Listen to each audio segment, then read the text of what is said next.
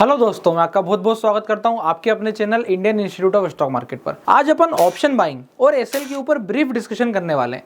अब option buying मतलब सब लोग जानते हैं कि ऑप्शन बाइंग कितना रिस्की है, कैसे इसके ऊपर अप्रोच करना और किस टेक्निक से वर्किंग करनी चाहिए, साथ साथ एसएल का क्या इंपॉर्टेंस है। ऑप्शन बाइंग से शुरू करते हैं। देखिए, जब हम बात करते हैं ऑप्शन बाइंग की, तो सबसे इंपॉर्टेंट पॉइंट दिमाग में एक ही चीज का आ जाता है कि जो ऑप्शन में ले रहा हूं उसे मैं ऊपर कितना ले जाना चाहता हूं। सबसे बड़ा मैटर यही करता है। लोगों जानते ही नहीं, ये वाली चीज को समझते ही नहीं है, इसलिए मैं इतना डिस्कशन करने को आया हूं। और सबसे खास बात, स्टॉप लॉस क्या लगाना है। जैसे कि यहां पर स्केल्पर के हिसाब से क्या ऑप्शन बाइंग होगी, एक पोजिशनल ट्रेडर के हिसाब से क्या ऑप्शन बाइंग होगी, और अगर आप डे ट्रेडिंग करते हो, डे ट्रेडिंग में आप बोलते हो मैं सिर्फ एक ट्रेड लूंगा, दो ट्रेड लूंगा, तो जो एक दो ट्रेड लेते हैं उनके हिसाब से ऑप्शन बाइंग के लिए क्या गणित होना चाहिए। सीधा समझते हैं अपन अभी। एक स्केल्पर के हिसाब से ऑप्शन बाइंग क्या होती है। एक स्केल पर जब ऑप्शन बाइंग करता है तो उसके लिए स्टॉप लॉस ऑन स्क्रीन होता है। अब आप लोग अपने आप से ईमानदारी से एक बार पूछिएगा कि कितनी बार आप लोगों ने ऑन स्क्रीन स्टॉप लॉस लगाया है। ऑन स्क्रीन स्टॉप लॉस मतलब मेरे को दिमाग में सेट नहीं करना है कि मार्केट वहां जाएगा तो मैं काटूंगा, ऐसा बिल्कुल भी नहीं है। गणित क्या है, सिंपल सीधा सा कॉन्सेप्ट है। एसएल स्क्रीन पर कब जब आप स्कैल्पिंग करते हो, तो if you are a scalper, SL should be on screen. अब यहां पर सेटअप क्या होता है, सबसे पहली चीज आपका सेटअप क्या है और आपका सिस्टम क्या है।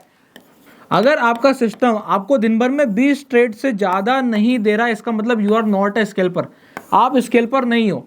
आपको दिन के 20 ट्रेड से ज्यादा आने चाहिए, ये आप मान के चलो, ये मिनिमम है। मतलब 20 ट्रेड तो आने ही है। क्यों?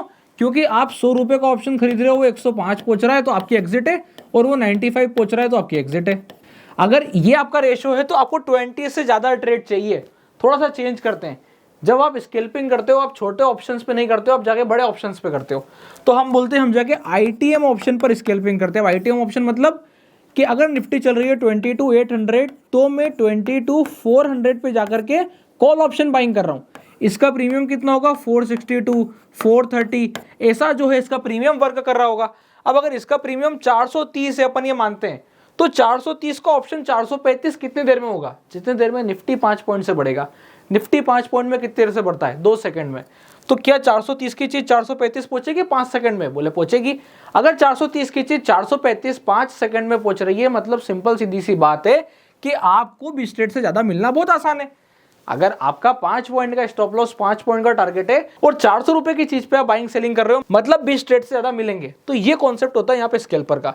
अब जब आप स्कैल्पिंग कर रहे होते हो, तो मैंने क्यों टॉपिक रखा है ऑप्शन बाइंग एंड एसएल, वो इसलिए रखा है क्योंकि अगर आप 430 पे ऑप्शन को बाय करते हो, वो 425 पहुंचता है, तो यहाँ पे आपके माइंड में ये नहीं होना चाहिए कि मैं काटूं कि नहीं काटूं, एक काम करता हूं, थोड़ा सा वेट कर लेता हूं। अगर आप इस हिसाब से सोच के चलते हैं कि थोड़ा सा वेट कर लेता हूं, थोड़ा सा देर से काटता हूं, थोड़ा सा रुक के काटता हूं, तो ये बहुत ही गलत कॉन्सेप्ट है। इस जगह पे आप फंसने वाले हो। कारण 430 का ऑप्शन इतनी स्पीड से 410 आएगा कि आपको पता नहीं चलेगा आपसे गलती हो गई है। अब इसमें दिक्कत क्या हुई देखिएगा। अगर आप स्टॉप लॉस स्क्रीन पे नहीं लगाते हो तो दिक्कत क्या है समझिएगा। 5 बार ट्रेड किया, 5 बार सही 25 पॉइंट आए। एक बार गलत हुए, 410 का स्टॉप लॉस, आपने 425 का स्टॉप लॉस नहीं लगाया, प्राइस पहुंच गई 410, बात खत्म हो गई, यहीं पर खेल खत्म हो गया। इसलिए हमको ये वाली गलती नहीं करनी है। 430 की चीज 410 पहुंचेगी तो 20 पॉइंट का आपने नुकसान कर लिया। कमाया कितना, 25, गवाया कितना, 20। कमाने में लगे 5 ट्रेड, गवाने में लगा 1 ट्रेड, टोटली रॉन्ग ट्रेडिंग, सब बेकार।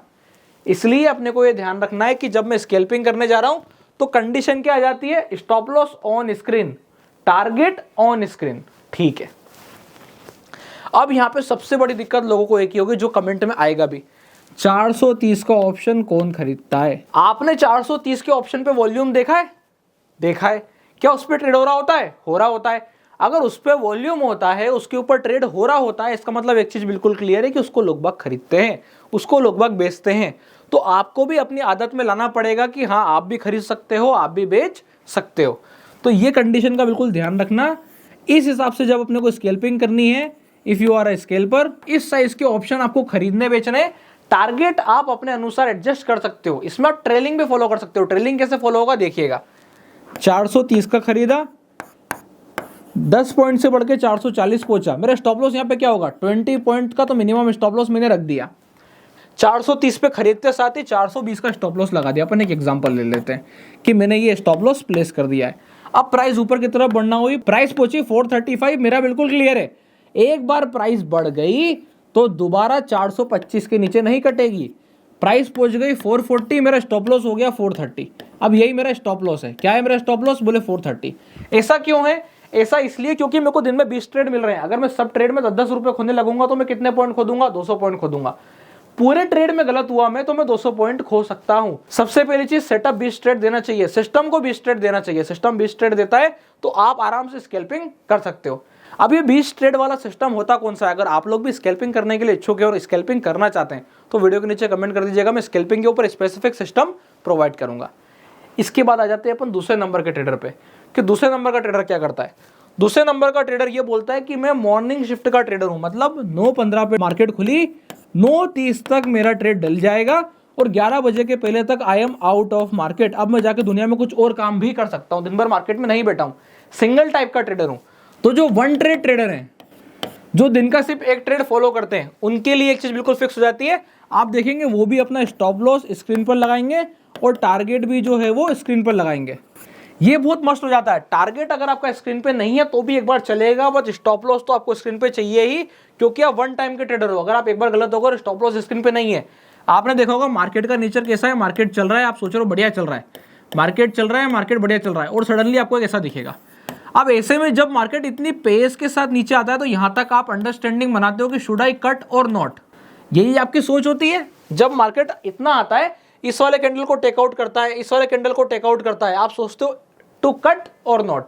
जब तक आप ये प्रोसेस कर रहे होते हो कि मैं काटूं कि नहीं काटूं, मार्केट और 20 पॉइंट 30 पॉइंट पटक देता है।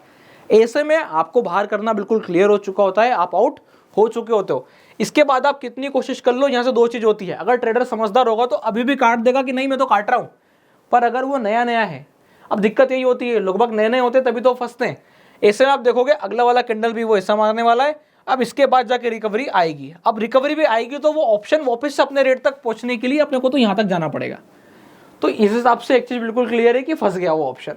फंस गया मतलब अगर आपने 430 पर लिया था और जिस हिसाब की मध्य में यहां पर बता रहा हूं, आप समझ जाओ कि 430 का ऑप्शन एटलीस्ट 370 आ चुका है। अब कमाने कितना गए थे? बोले 15 पॉइंट, 20 पॉइंट, 50 पॉइंट, दे कितने दिए? 60 पॉइंट। इसलिए मैं सजेस्ट करता हूं कि यहां पर भी आपको स्टॉप लॉस स्क्रीन पर ही रिक्वायर्ड है। आगे की तरफ बढ़ते हैं, जो अपनी लास्ट कैटेगरी है जिनको स्टॉप लॉस स्क्रीन के ऊपर जरूरत नहीं है, वो है BTST ट्रेडर और पोजिशनल ट्रेडर। अब BTST ट्रेडर और पोजिशनल ट्रेडर को स्टॉप लॉस स्क्रीन पर रखने की आवश्यकता नहीं है। क्यों नहीं है? क्योंकि पहली चीज तो वो वीकली ऑप्शन नहीं करते, वो वीकली अवॉइड करते हैं। वो कौन से ऑप्शन करते हैं? मंथली, और वो भी दूर की पोजीशन बनाते हैं। एग्जांपल के तौर पे मैं आपको बताता हूं कि दूर की पोजीशन मतलब क्या होती है। निफ्टी चल रही है 21,800, नीचे से जंप लेकर के कहां पहुंची? 22,200। 22,200 पहुंचने के बाद जब 400 पॉइंट का जंप आया, एक चीज बिल्कुल क्लियर हो गई, निफ्टी इज ट्रेंडिंग। अब कैसे पता चल गया था? आप मेरी प्रीवियस वाली वीडियोस जाके देखेंगे, जिस समय अमित शाह जी ने कहा था कि मार्केट यहां से ऊपर की तरफ मोमेंटम ले सकता है और मार्केट शूटअप करेगा, और सारी कहानियां बनी थी। वहां से मार्केट ने टर्न अराउंड लिया था। एक चीज बिल्कुल क्लियर थी कि यहां से जंप आएंगे। तो वो वाले जो जंप आने थे, उस वाले जंप में एक चीज बिल्कुल क्लियर थी कि आप जो है अगर वीकली ऑप्शंस लेंगे तो शायद तक पैसा ना कमा पाए, पर अगर आपने मंथली सोच लिया तो आप डेफिनेटली पैसा कमा लेंगे। अब मंथली में क्या कैलकुलेशंस था कि 22,200 पे अगर मार्केट चल रहा है तो आप जाके देखो 22,500 की सी क्या चल रही है, 23,000 की सी क्या चल रही है, पर कौन सी? 27 जून। सीधा सीधा हम चले गए 1.5 महीना आगे। 1.5 महीने आगे का ऑप्शन बाय कर रहे हैं। अब जो आदमी 1.5 महीने आगे का ऑप्शन बाय कर रहा है, मैं आपको एक चैलेंज देता हूं, आप वीकली ऑप्शन बाय करके एक लॉट से मुझे 5,000 रुपए कमा के दिखाना, जब निफ्टी का लॉट साइज 25 का हो। वेरी डिफिकल्ट, बहुत मुश्किल है। आपको निफ्टी को कितना चलाना है? आपको ऑप्शन को चलाना है 200 पॉइंट ऑप्शन चलाना बहुत डिफिकल्ट है। कहां चला सकते हो? यहां चला सकते हो। पोजीशन लेके बैठ गए, क्लियर कट दिखाई दे रहा है, 23,000 की सी 200 रुपए चल रही। अब कितनी चल रही? बोले 400 रुपए चल रही, 500 रुपए चल रही। हो गया काम। तो ऐसे वर्किंग करी जाती है। अगर 27 जून का ऑप्शन उस वक्त 500 था तो अभी क्या चल रहा होगा? 1000 चल रहा होगा। अगर 23 जून का ऑप्शन उस समय 450 के आसपास चल रहा था, 300 के आसपास चल रहा था, तो अभी क्या चल रहा होगा? 700-800 के आसपास चल रहा होगा। तो इस हिसाब से जो है कंडीशन बनती है। ऐसे केस में जाकर के हम क्या बोलते हैं कि यहां पे पैसा बनता है। अब यहां पे क्या स्टॉप लॉस स्क्रीन पे जरूरत है? नहीं है। क्यों? क्योंकि यहां पे हमारे टारगेट भी डबल के हैं। और किसके हैं? डबल के बाद किसके हैं? डबल के बाद अगर कम आ रहा है, उससे कम अचीव हो रहा है, तो भी 50% के। अब यहां पे स्टॉप लॉस स्क्रीन पे जरूरत नहीं है, यहां पे स्टॉप लॉस जरूरत है माइंड में। क्यों? क्योंकि मुझे क्लियर है निफ्टी यहां से अपना स्विंग लो तोड़ेगी तो मुझे इस ऑप्शन को एग्जिट करना है। अब उस वक्त जो भी प्रीमियम होगा मैं एग्जिट करूंगा। एग्जांपल के तौर पे अगर मैंने इस ऑप्शन को 450 पे लिया होता और ये 350 निकाल रहा है, तो क्या मैं एग्जिट करूंगा? नहीं, मैं जाके देखूंगा कि निफ्टी ने अपने प्रीवियस कैंडल को निकाला, निफ्टी ने अपने स्विंग लो को निकाला। अगर ऐसी कंडीशन बनेगी और ये ऑप्शन 350 की जगह 200 भी हो जाएगा तो भी मैं एग्जिट करने को तैयार हूं, क्योंकि मुझे पता है कि मैंने लिया क्यों था, क्योंकि ये 450 का कहां पहुंच सकता है, बोले 900 भी पहुंच सकता है। तो इस हिसाब से ऑप्शन बाइंग का एसएल के साथ कनेक्शन होता है। अब यहाँ पे सबसे जरूरी बात ये आ गई है कि आप लोग किस हिसाब के ट्रेडर हैं। कमेंट करके बताइएगा, आप स्कैल्पिंग करते हैं, आप फ्यूचर्स में ट्रेडिंग करते हैं, कि आप जो है पोजिशनल ट्रेडिंग करते हैं, जिस हिसाब की मैं आपसे चर्चा कर रहा हूं। मैं पर्सनली मेरा व्यू आप लोगों को बता देता हूं कि मैं अगर ऑप्शन सेलिंग करता हूं तो आई प्रेफर इंट्राडे, क्योंकि वहां पे थीटा डीके तेजी से मिलता है, और अगर मैं ऑप्शन बायर हूं तो मैं दूर जाकर के थोड़ी सी ऑप्शन बाइंग करता हूं। अगर आप लोगों को वीडियो अच्छी लगी हो तो वीडियो को लाइक कीजिएगा, चैनल को सब्सक्राइब कीजिएगा, और अगर आप लोगों ने अभी तक अपना डीमैट अकाउंट नहीं खुलवाया है तो डिस्क्रिप्शन के नीचे लिंक मिल जाएगा, आप जाके अपना डीमैट अकाउंट ओपन करा सकते हैं। तब तक के लिए बहुत बहुत धन्यवाद।